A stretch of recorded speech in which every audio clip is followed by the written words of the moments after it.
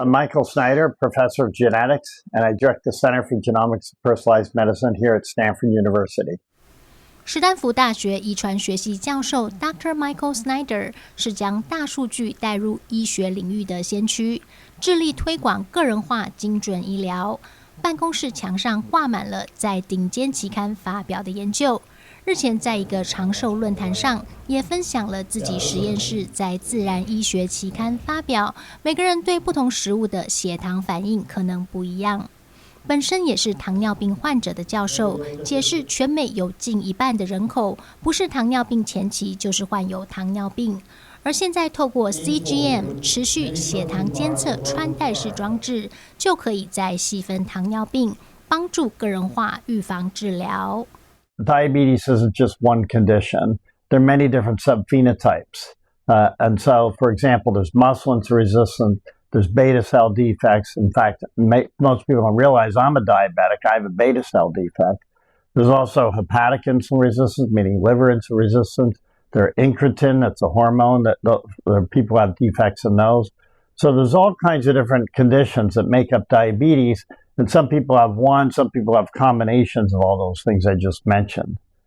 Why is that important? Well, it turns out, depending on your subphenotype, determines actually how you'll respond to certain foods.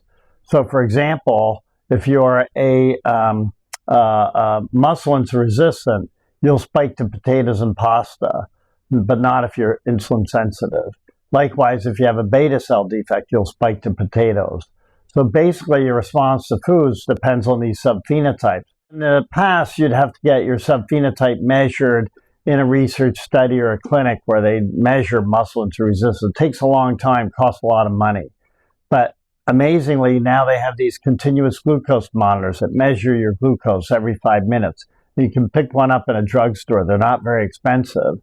And with machine learning and AI, we can predict from the shape of that curve what subphenotype you are. So muscle insulin resistant and beta cell defects in particular, the shape of the curve is very, very revealing for the kind of phenotype you have. We're still working on it for some of the other subphenotypes. I might also add that it's not just your response to food, but how you mitigate those responses is something we're studying very actively now. You may have heard you should eat your salad before your French fries. That's true. You should not eat your carbohydrates first because they will spike you more severely. But if you eat, say, fiber or protein before that, sometimes you can suppress that. Once again, that depends on your subphenotype. So people are muscle insulin resistant and beta cell defects. If they have protein or fiber before they have carbohydrates, they'll suppress that spike.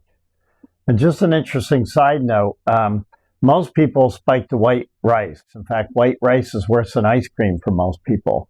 It's not only the foods you eat, but how to control your glucose dysregulation. It's very impacted by lifestyle. So, and the drugs you take. So a good example is that I myself am a beta cell defect, as I mentioned.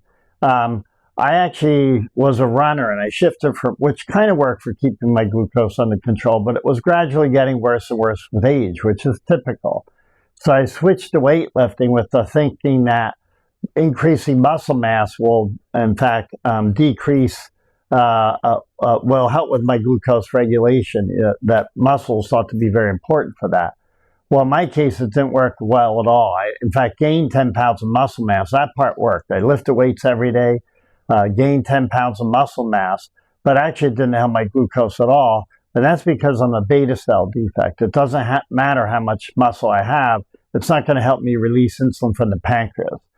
If I was muscle insulin resistant, increasing muscle mass will help. We've done some studies around that activity and such. So the point is that knowing your subphenotype is really, really important. And it also helps you to figure out what drugs you'll respond to. Metformin is the most common drug for type 2 diabetes, and I don't respond to it. But it turns out I will respond well to something called rapinolide, which is actually promoting insulin release from the pancreas. It's a very specific drug for that. So I respond well to that drug because I have a beta cell defect that doesn't let me release insulin, but this drug helps. Now, these days I'm on GLPs, which is what a lot of people are on.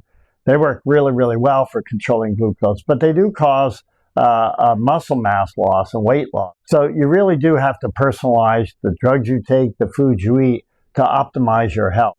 应用研究开了18间生技公司的教授表示，民众现在用 AI 也可以落实个人创意发明。